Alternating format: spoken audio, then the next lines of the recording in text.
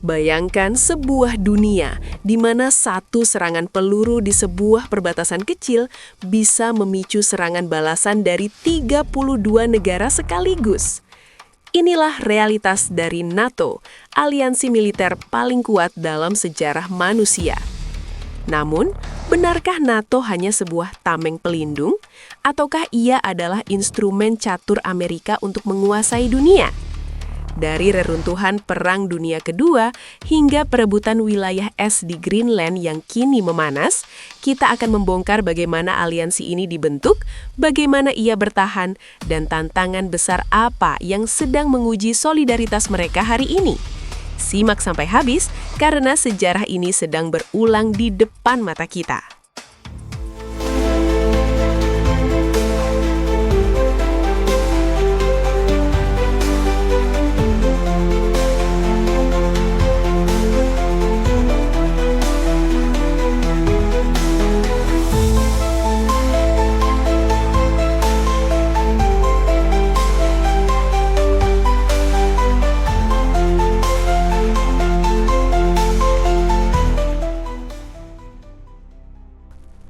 Setiap kali konflik besar pecah di penjuru bumi, nama NATO hampir selalu muncul di tajuk utama berita. Bagi sebagian orang, aliansi ini adalah penjaga kedamaian global. Namun bagi yang lain, ia dianggap sebagai pemicu ketegangan yang tak kunjung usai. Untuk memahami dinamika rumit hari ini, kita harus menarik mundur waktu ke satu momen krusial tepat setelah debu Perang Dunia Kedua mulai mengendap. Tahun 1945. Dunia baru saja terbangun dengan nafas tersengal dari mimpi buruk paling mematikan dalam sejarah peradaban manusia. Eropa, yang selama berabad-abad menjadi mercusuar seni, budaya, dan kekuasaan global, kini tak lebih dari sekadar hamparan puing yang hancur lebur. Bayangkan kota-kota besar yang dulu megah, kini berubah menjadi tumpukan debu dan sisa-sisa reruntuhan. Infrastruktur lumpuh, ekonomi runtuh hingga ke titik nadir, dan jutaan jiwa manusia terlunta-lunta tanpa rumah. Seolah kehilangan arah untuk melangkah menuju masa depan.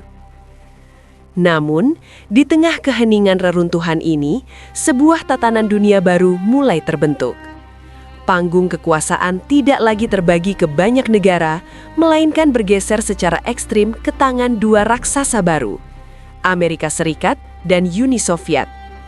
Perlu kita pahami bahwa aliansi yang selama ini mereka jalin untuk menumbangkan Nazi Jerman sebenarnya hanyalah sebuah pernikahan kenyamanan yang sangat rapuh.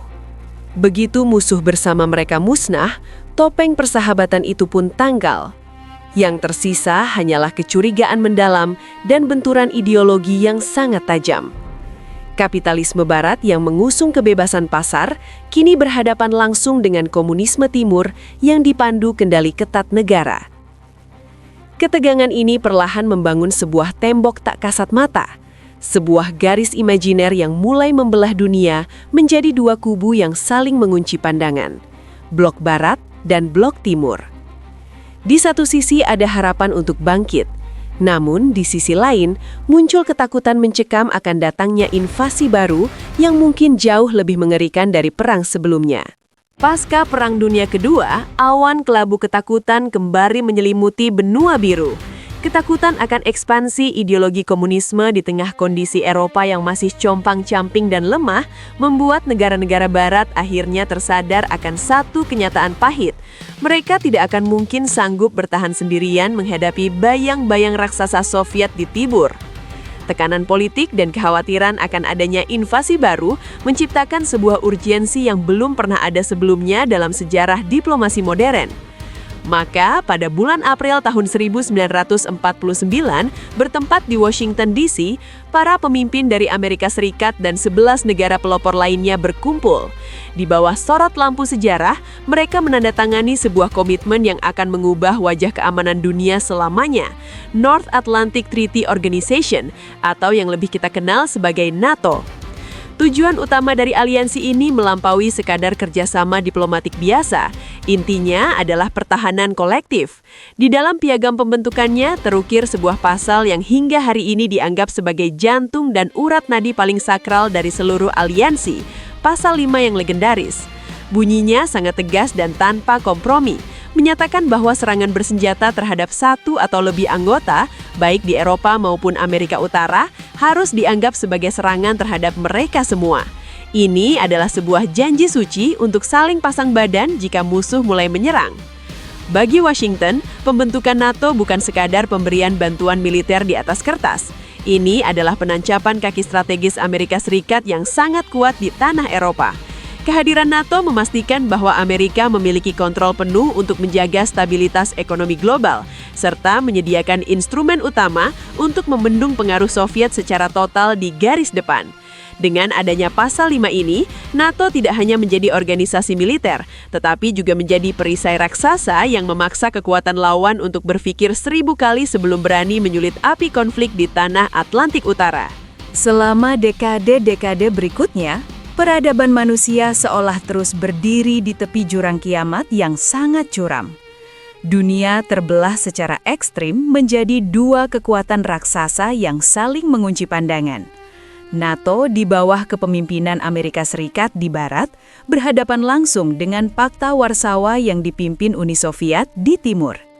Ini adalah era di mana kedamaian dunia hanyalah sebuah ilusi yang dijaga ketat oleh moncong meriam dan ribuan hulu ledak nuklir yang siap meluncur kapan saja. Meskipun tanah Eropa sendiri tidak pernah benar-benar menjadi medan pertempuran terbuka dalam skala besar, api ketegangan antara kedua kubu ini membakar sudut-sudut lain di seluruh penjuru dunia melalui apa yang kita kenal sebagai konflik proksi. Dari krisis di jantung benua hingga konflik di belahan bumi lain, setiap jengkal tanah menjadi ajang pembuktian kekuatan dan pengaruh bagi kedua blok ini. Simbol-simbol Perang Dingin pun mulai bermunculan dan membekas dalam ingatan sejarah. Tembok Berlin yang berdiri angkuh bukan sekedar beton dan kawat berduri, melainkan sebuah luka fisik dari dunia yang terbagi secara ideologi. Di tengah kebuntuan diplomatik yang mencekam, peristiwa-peristiwa seperti krisis rudal membawa umat manusia ke titik paling dekat dengan penghancuran total. Dalam kondisi ini, NATO menjelma menjadi lebih dari sekedar aliansi pertahanan, ia menjadi simbol utama hegemoni Barat dan tekad untuk tidak mundur selangkah pun dari ancaman lawan. Keberadaan senjata nuklir di kedua pihak akhirnya menciptakan apa yang disebut sebagai keseimbangan teror, di mana perdamaian dunia yang sangat rapuh ini hanya bergantung pada sebuah keseimbangan yang sangat tipis dan berbahaya. Ketika lonceng kematian Uni Soviet berdentang pada tahun 1991, sebuah pertanyaan besar menggema di seluruh koridor kekuasaan di Washington dan Brussels. Jika lawan utama yang menjadi alasan pendirian NATO sudah runtuh dan hancur, untuk apa aliansi ini masih dipertahankan? Banyak yang mengira NATO akan segera dibubarkan, namun sejarah justru mencatat fenomena yang berbeda. Jawabannya adalah adaptasi. NATO tidak menghilang, ia justru berevolusi dan mulai melebarkan sayapnya ke arah timur, merangkul negara-negara bekas blok komunis satu persatu. Namun di abad ke-21 ini, tantangan terbesar bagi kedaulatan dan solidaritas aliansi tidak lagi hanya muncul dari daratan Eropa yang berlumpur, melainkan dari wilayah sunyi yang tertutup es abadi, Greenland. Secara geografis, Greenland adalah bagian dari benua Amerika Utara, berdiri kokoh di puncak dunia. Namun secara politik, pulau terbesar di bumi ini berada di bawah naungan kerajaan Denmark, yang merupakan salah satu anggota kunci NATO. Muncul pertanyaan menarik, mengapa Amerika Serikat begitu terobsesi dan menaruh perhatian sangat besar pada daratan es yang sepi ini? Jawabannya terletak pada posisi strategis yang tak ternilai harganya. Greenland adalah lokasi vital bagi arsitektur pertahanan rudal Amerika dan sistem pengawasan Arktik yang terpusat di pangkalan udara Thule. Di era modern ini, dengan mencairnya lapisan es kutub akibat perubahan iklim, sebuah realitas baru muncul ke permukaan. Jalur pelayaran baru yang selama ribuan tahun tertutup es kini mulai terbuka, menjanjikan rute perdagangan dan akses sumber daya alam yang melimpah. Isu Greenland saat ini menjadi cerminan sempurna dari dilema yang dihadapi NATO modern. bagaimana aliansi ini bisa tetap menjaga solidaritas dan kesatuan visi ketika kepentingan nasional masing-masing anggota NATO mulai tarik ulur dan berbeda arah. Di tengah persaingan memperebutkan sumber daya baru di Kutub Utara, Greenland bukan lagi sekedar wilayah otonom yang tenang.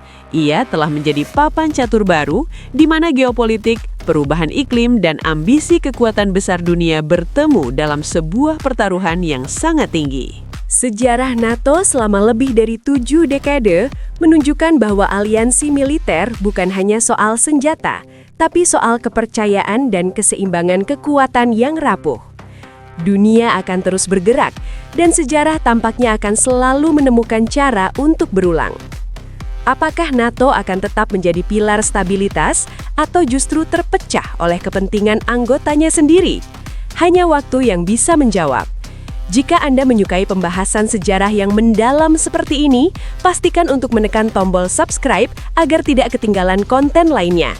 Karena pada akhirnya, sejarah tidak pernah benar-benar berlalu.